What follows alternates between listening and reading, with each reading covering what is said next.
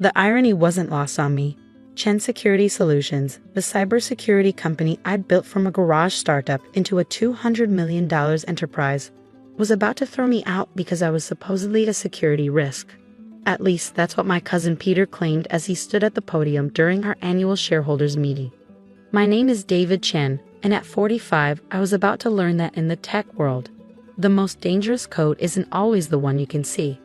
The board has reviewed the company's technical direction, Peter announced, his perfectly tailored suit a far cry from the hoodies he'd worn when I'd hired him fresh out of business school 5 years ago. In light of recent market changes and David's resistance to modern development methodologies, we've decided a leadership change is necessary. I sat quietly in my chair, watching the shareholders nod along. They'd been carefully prepared for this moment, fed a steady diet of concerns about my traditional approach to cybersecurity. Too focused on fundamentals, they'd been told. Not enough emphasis on flashy AI solutions and blockchain buzzwords. Furthermore, Peter continued, gesturing to my Uncle James who sat smugly at the board table, we've discovered some concerning activities on the company's development servers. Unauthorized access attempts, unusual code deployments. I almost smiled at that. Of course they found unusual activity. I'd wanted them to. Therefore, effective immediately, James Chen will assume the role of Chief Technology Officer, with full control over all technical operations. Security will escort David from the premises and his access to all systems will be terminated. As 2 security guards approached my chair, I thought about the real unauthorized access they hadn't found. About the code that had been running silently in the background for months, documenting everything. About the true security risks that nobody but me seemed to notice. Any final words, David? Uncle James asked, not bothering to hide his smirk. He'd been trying to edge me out since joining the company 3 years ago, bringing his Silicon Valley connections and promises of disruptive innovation. I stood slowly, straightening my jacket. Just one question. Have you finished migrating all our clients to the new security platform? James frowned slightly. Of course, your outdated system has been completely replaced. The migration finished last week. I nodded, picking up my laptop. Interesting. Good luck then. Is that a threat? Peter demanded, but I could see uncertainty flicker in his eyes. Not at all. Just an observation. After all, you're the experts now. As security escorted me to my office to collect my belongings, I passed the wall of client logos. Banks, tech companies, government agencies. All of them trusting us with their digital security. All of them now protected by James' innovative new system. My phone buzzed. A message from Emily Zhang, my former lead developer, who quit when James started pushing his changes. It's done. Everything's documented. They have no idea what's coming. I smiled, remembering the day 3 months ago when I first noticed the vulnerabilities in James's new platform. The backdoors that his rushed development had left open. The fundamental flaws that his AI algorithms couldn't detect. In my office, my former office, I took my time packing. Family photos, technical awards, the framed piece of paper with the first line of code I'd ever written. The security guards shifted uncomfortably, remembering how I'd helped them set up their home computers, taught their kids basic programming. Mr. Chen, one of them said quietly, this isn't right. The new system, it's been having issues. I know, Steve, I replied, carefully wrapping my old coffee mug. But sometimes systems need to fail before people realize what they've broken. My phone buzzed again. Sarah from our biggest client, First National Bank. David, their new security layer is throwing errors. James's team says it's normal, but... I typed back a brief response. Document everything. As I picked up my box of belongings, Uncle James appeared in the doorway. No hard feelings, David. But tech is a young person's game. Your methods are just too... basic. I looked at him thoughtfully. You know, James, there's something my father, your brother, taught me when he was teaching me to code. In security, the fundamentals aren't basic.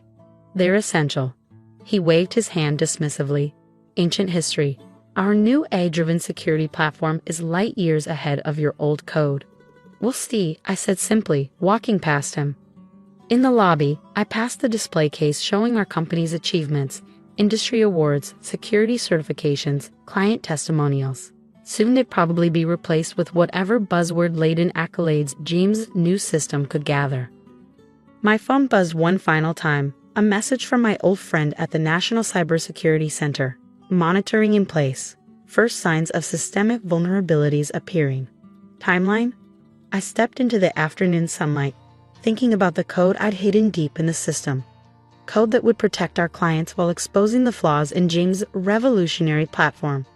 Code that was already gathering evidence of every shortcut, every security hole, every disaster waiting to happen.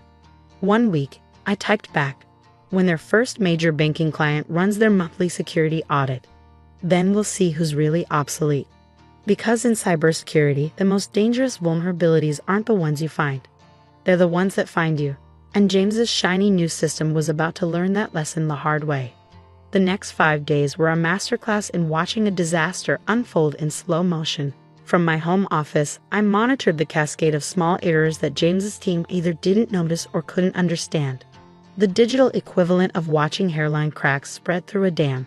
Another anomaly in the transaction verification system, Emily reported via our secure channel. Their AI keeps marking it as normal variance. I nodded, watching the logs scroll across my screen.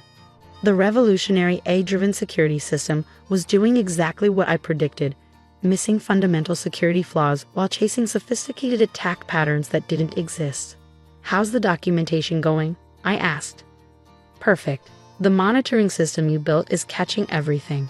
Every ignored warning, every misconfigured security protocol, every band-aid fix they're applying. The National Cybersecurity Center's independent audit team is watching too. On day 6, the first major warning sign appeared. A mid-sized tech client reported unusual access patterns in their secure data storage. James's team dismissed it as a training phase in their AI's learning algorithm.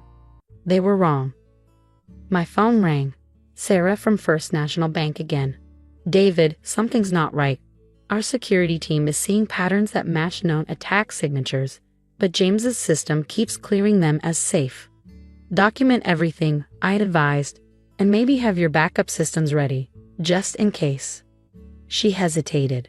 We're running our monthly security audit tomorrow morning. Should we be worried? Let's just say I wouldn't schedule any major transactions for tomorrow afternoon. The next morning, I sat in my home office, multiple screens showing various monitoring systems. Emily and our trusted network of security professionals were all on standby, watching and documenting.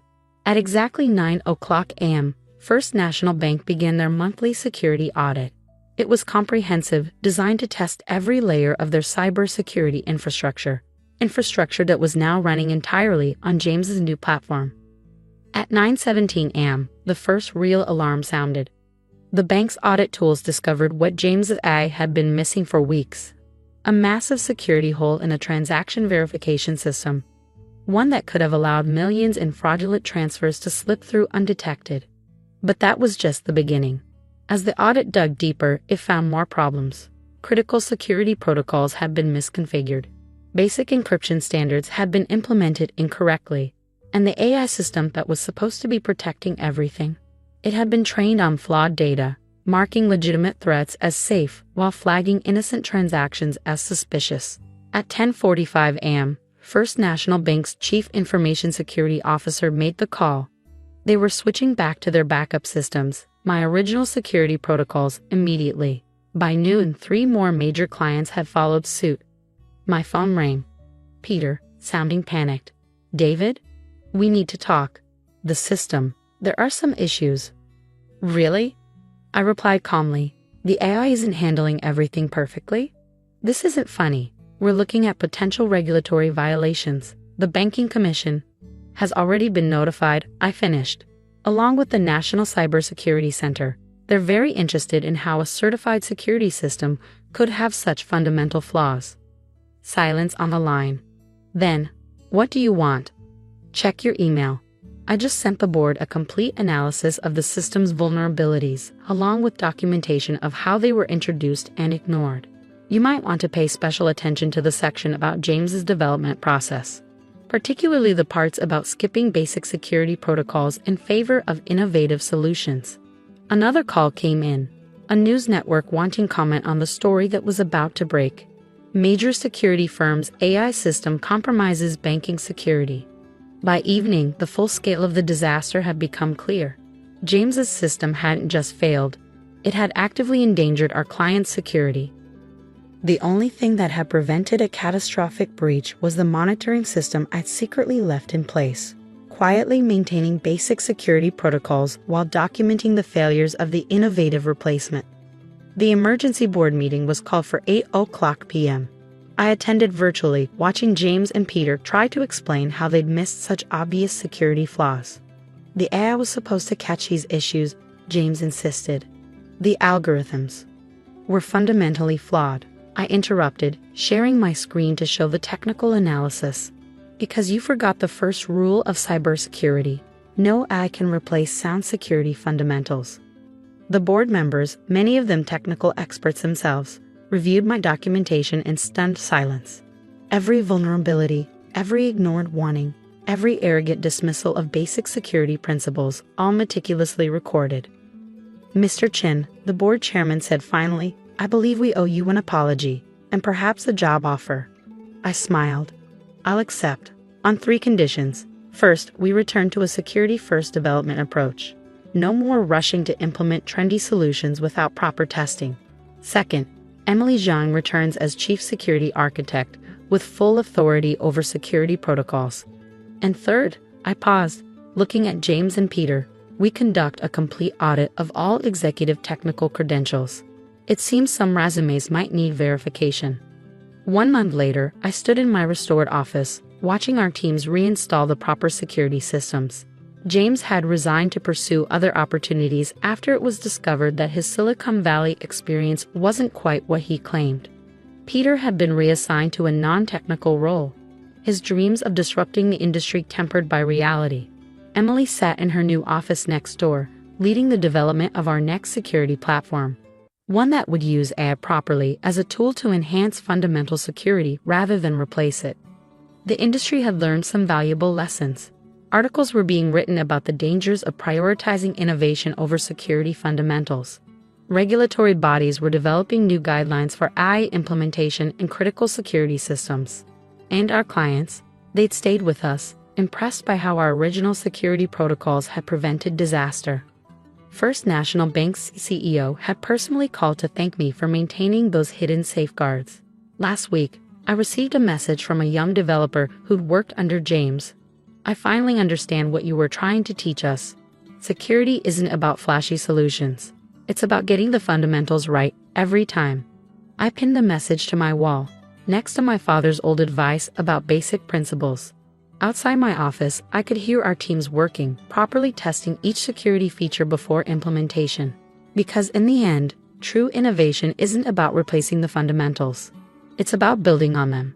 And sometimes the best way to prove that is to let the flashy shortcuts fail on their own, while keeping a very careful eye on the fallout.